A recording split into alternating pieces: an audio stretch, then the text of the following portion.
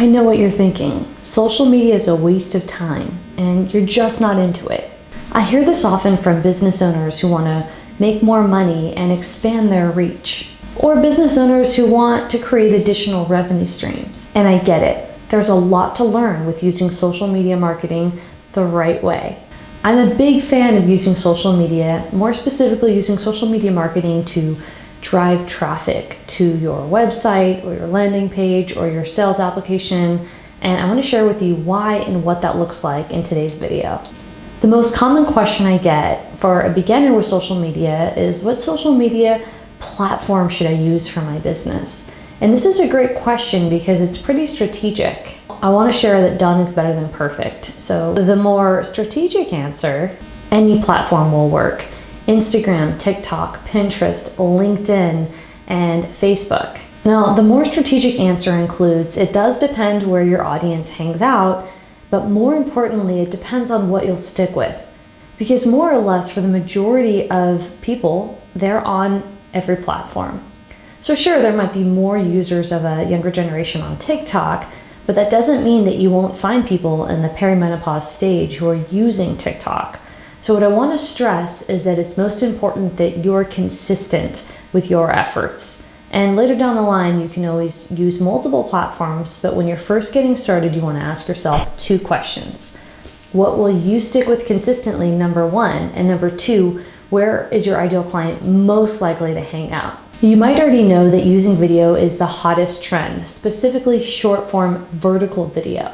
Creating even shorter clips for TikTok videos and for Instagram Reels have gained a tremendous amount of popularity. In fact, it's one of the most searched keywords when it comes to content marketing and social media marketing. There's also a huge trend with content repurposing, meaning that people, content creators, are creating these longer clips, maybe for YouTube or for a podcast, and then they're either using AI-generated tools or maybe an editor to shorten those clips down into those shorter form vertical reels or shorts for YouTube or TikToks to then further have more content and discuss the topics without having to recreate or reinvent the wheel. You can use tools that will actually splice up videos for you. Like you take this video and use an AI-generated tool, and there are many options for free, and if you go over the free minutes per month, you have to pay, and that can help you create short form video without needing to pay an editor extra or do all that project managing with somebody to get the video to be just what you want. I would say start with a platform that you can be the most consistent on. Now, I have seen the most results with using Instagram. That helped me build my email list and really grow an international audience, and it's also been the #1 platform that's gotten my clients the best results. And I've worked with thousands of healthcare practitioners to help them use social media marketing. Ever since I started working with Libby, I've tried to apply everything that she's told me, and I've been able to grow my Instagram from less than 1,000 followers to 10,000 in just 3 months. And then she gave me the courage to start a course.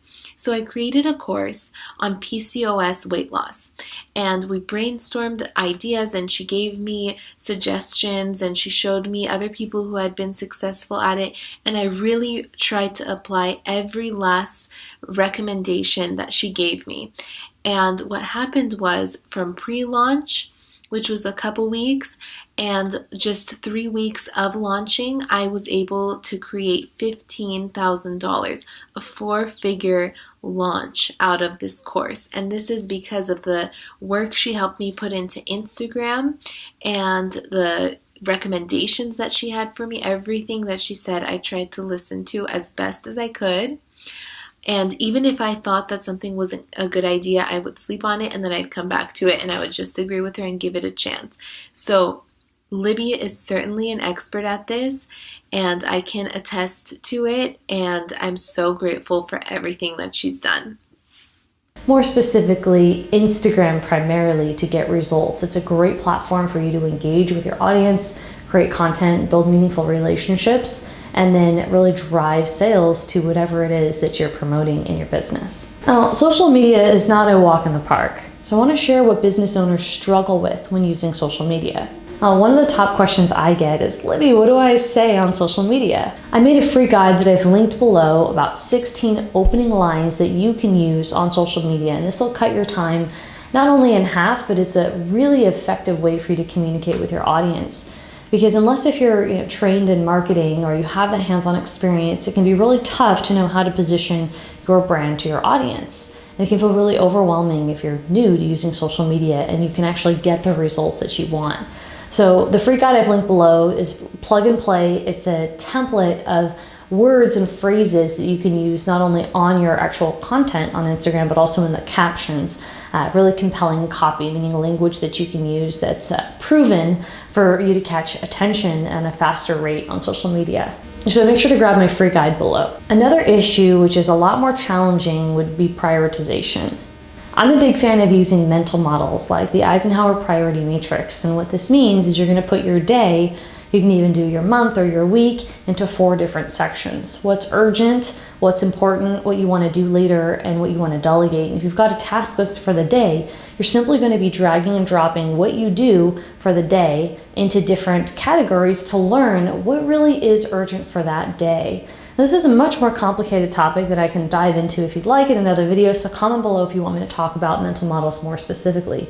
There are a lot of different mental models, but the Eisenhower Priority Matrix is the one I suggest starting with, especially when you're learning how to use social media marketing effectively. Commitment is a really big topic that comes up with using social media marketing. So it's easy to think that social media marketing is just about creating content and talking to a few people online, but there's really a lot more to it. There's a lot of strategy in terms of social listening, so engaging with conversations related to your target market and the problem that you solve in your business. And just so you know, you might know this already, but Instagram, for example, is a lot more high maintenance than other platforms like YouTube or podcasting. Technically, YouTubing and podcasting are not called social media platforms, but let's just say in the bucket of content marketing. So I'm going to give an example here for YouTube, which I have many channels for different brands, and I create videos I publish videos to my companies on a weekly basis. The actual filming is the easy part, right? This is a piece of cake. But what the time and energy that goes into the workflow of YouTube would be first looking at the keywords, looking at creating the titles, creating a quick grouping of the actual script, just bullet points, and then organizing all of these assets into a project management tool with my team, or then when I'm done with filming, I can assign the task to a team member who will then do the post-production process of the editing and the checks and the publishing.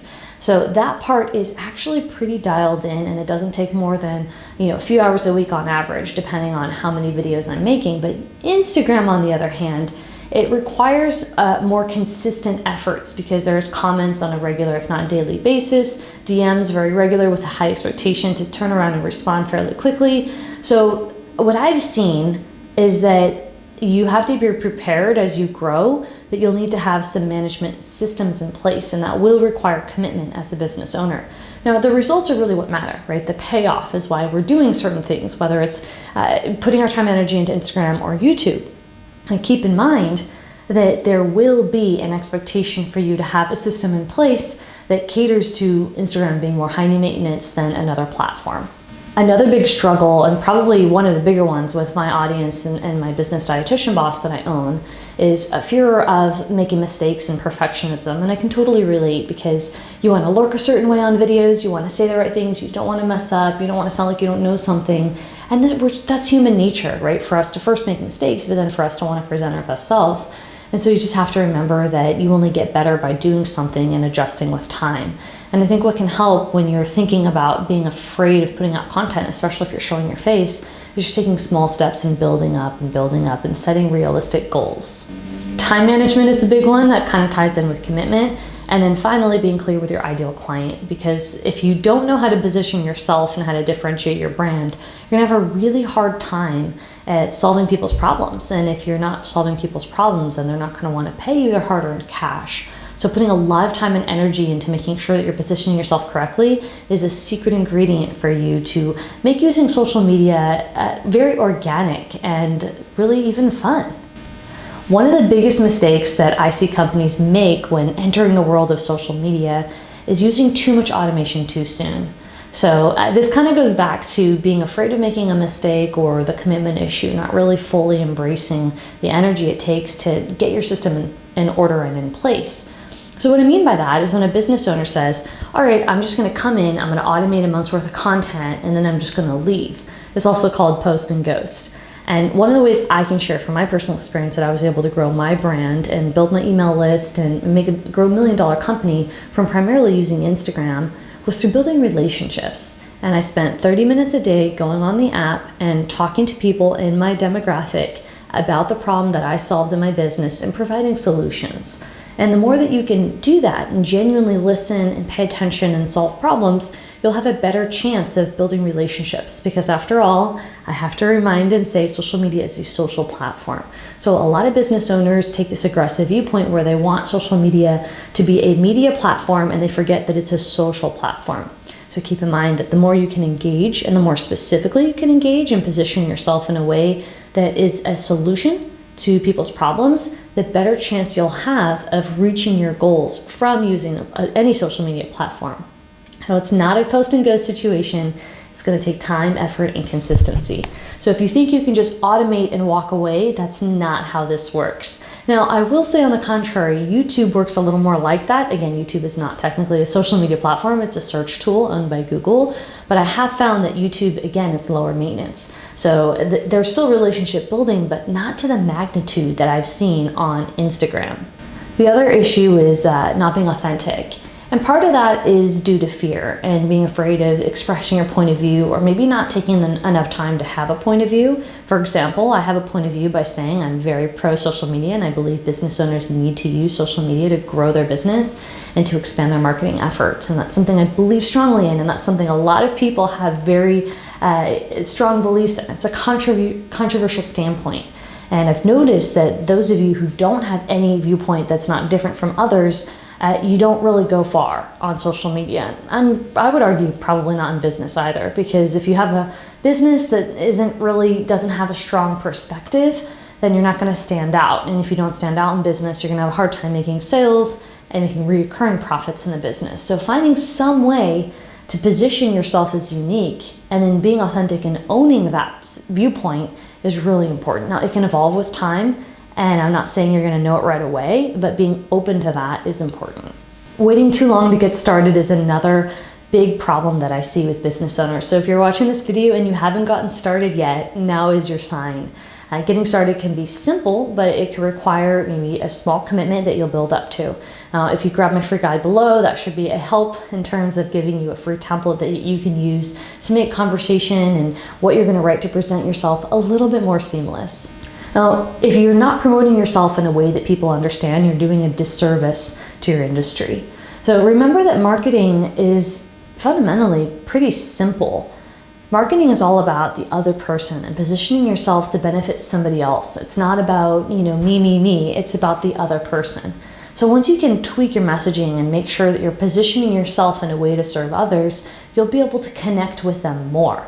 Now, if you don't learn this lesson and you're always making it about you and you're not really understanding how to bridge the gap, unfortunately, you're not going to go very far. And this is a fundamental aspect of business. Learning marketing and positioning and sales conversations is something I'm going to continue to discuss here on this channel, and it's how you build relationships and stand out. If you like this video and you want to learn about mistakes business owners make with emotions on social media, I want you to check out this next video on screen.